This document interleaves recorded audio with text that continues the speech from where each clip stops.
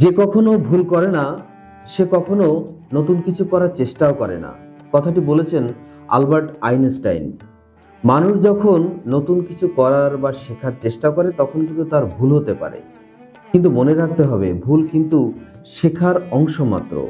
যারা ভুল করার ভয়ে নতুন কিছু করার চেষ্টা করে না তাদের দ্বারা জীবনে কোনো অর্জন করা সম্ভব হয় না, কারণ তারা সবসময় নিরাপদ অঞ্চলে থেকে পুরনো কাজের মধ্যেই সীমাবদ্ধ থাকে।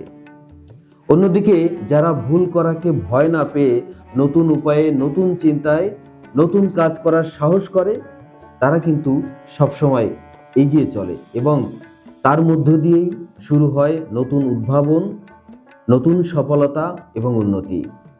সুতরাং আলবার্ট আইনস্টাইন তিনি যেমনটি বলেছেন, ভুল করা কিন্তু ব্যর্থতা নয়, ভুল করা হচ্ছে সাফল্যের প্রথম ধাপ।